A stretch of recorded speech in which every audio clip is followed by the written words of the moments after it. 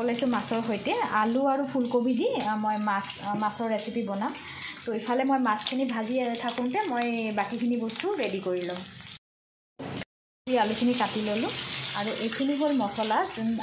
আপোনাৰ ইয়াতে পিঁয়াজ, জিৰা, সৰিয়হ, ইলাইচি, লং আৰু কালি মিৰ্চ পানীত অকণমান সময় ভিজাই থৈ পিচি ল'ব লাগিব। মাছখিনি মোৰ হৈ গৈছে ফ্ৰাই কৰা। এতিয়া মই এইখিনি তেলতে ফুলকবি আৰু আলুখিনি ভাজি ল'ম।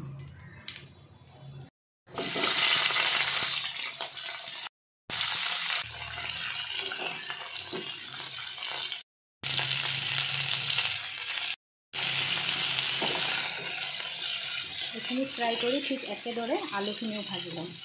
অকণমান ফ্ৰাই কৰি উঠি ইয়াতে অকণমান নিমখ দি পেলাই আকৌ ফ্ৰাই কৰিব।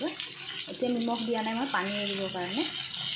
মোৰ একেবাৰে সৰু আছিলে, তো এইকাৰণে বেছি পিচ নোলালে।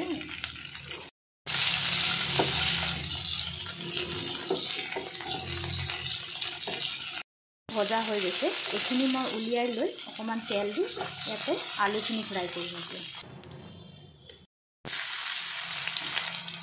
এইদৰে এইখিনিও মই ভাজিম।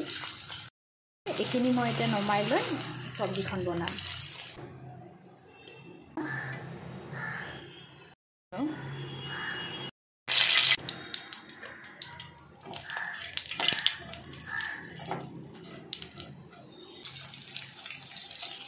এইখিনি ৰংচঙীয়াকৈ ফ্ৰাই কৰি ল'ব। পিঁয়াজখিনি ৰংচঙীয়া হৈ গৈছে। এতিয়া ইয়াতে বিলাহীখিনি দি পেলাই ফ্ৰাই কৰিম।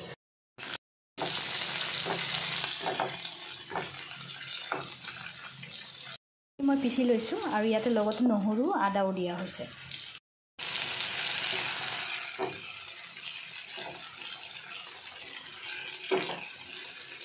হৈ গ'ল মোৰ।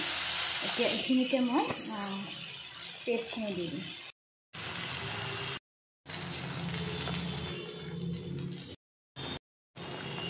কাশ্মীৰী লাল মিৰ্চ,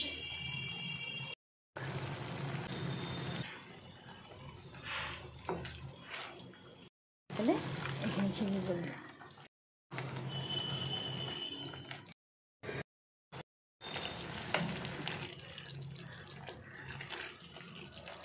মই এইখিনি আলু আৰু ফুলকবিখিনি দি দিম।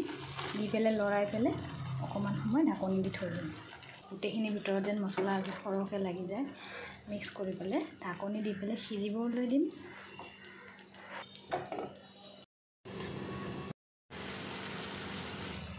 মই গৰম পানী ৰেডি কৰিছোঁ আৰু এইখিনি আৰু অকণমান সময় ফ্ৰাই কৰি ইয়াতে অকণমান গৰম পানী দি আকৌ ফ্ৰাই কৰিম।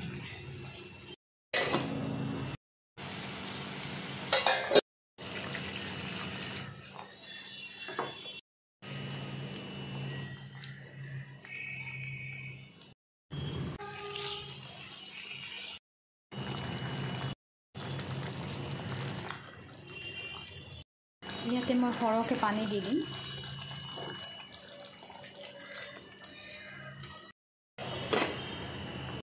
উতলা